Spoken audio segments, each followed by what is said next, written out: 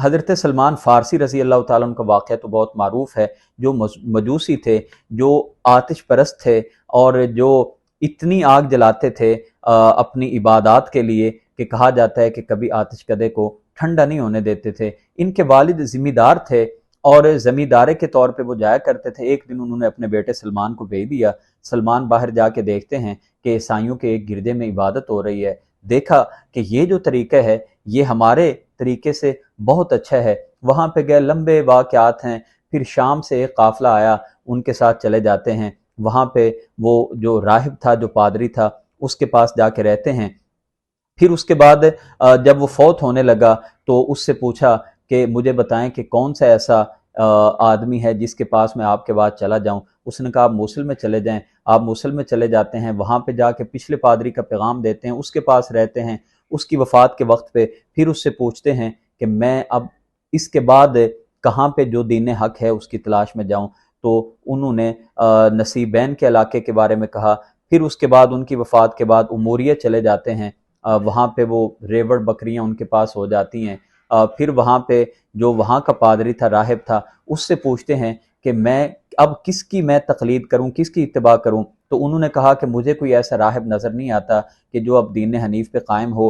ہاں اس طرح کرو کہ ریگستان عرب میں ایک پیغمبر آئے گا جو دین ابراہیمی کا پرچار کرنے والا ہوگا، اور وہ ایسی سرزمین پہ ہجرت کرے گا جہاں پہ کھجوروں کے باغات ہوں گے، اور وہ کبھی بھی صدقہ قبول نہیں کرے گا، ہدیہ لینے والا ہوگا، اور ان کی پشت پہ مہر ختم نبوت بنی ہوگی۔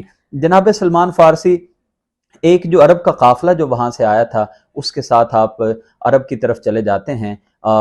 جو بکریاں تھیں اس بات پہ کہ یہ میں تمہیں اجرت پہ دیتا ہوں، مجھے اپنے ساتھ لیتے جاؤ، مگر ان لوگوں نے وہ سارا سامان بھی ان سے لے لیا اور مکہ مکرمہ ملا کے بنو قریظہ کے ایک یہودی کو فروخت کر دیا۔ جناب سلمان فارسی غلام بن کے مدینہ منورہ میں چلے جاتے ہیں، وہاں پہ کھجوروں کا کام کرنا شروع ہو جاتے ہیں غلامی میں۔ اسی اثناء میں نبی کریم صلی اللہ علیہ وآلہ وسلم ہجرت کر کے مدینہ منورہ میں تشریف لے جاتے ہیں۔ سیدنا سلمان فارسی رضی اللہ تعالیٰ عنہ کچھ کھجوریں لیے نبی رحمت علیہ السلام کی خدمت میں پیش ہوتے ہیں، اور آپ کی خدمت میں جا کے وہ بطور صدقہ کے کہ آپ کے ساتھ کافی لوگ ہیں، آپ بھوک کے ستائے ہوئے ہیں، آپ یہ قبول کیجئے۔ نبی کریم علیہ السلام اس صدقے کے مال کو نہیں کھاتے۔ آپ نے فرمایا کہ یہ آل رسول پہ اور مجھ پہ حرام کر دیا گیا ہے۔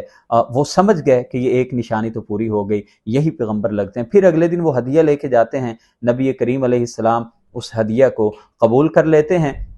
ایک دن وہ کہتے ہیں کہ میں جنت البقیع کے پاس گیا، آپ بیٹھے ہوئے تھے، دو چادریں آپ نے زیب تن کی ہوئی تھیں، اور مجھے موقع ملا، میں آپ کی بیک سائڈ سے جب آیا، پشت کی طرف سے جب میں نے دیکھا تو میں نے ختم نبوت کی جو آپ کے پیچھے مہر لگی ہوئی تھی میں نے اس کو بھی دیکھ لیا۔ میں جان گیا کہ آپ ہی اللہ کے سچے پیغمبر ہیں۔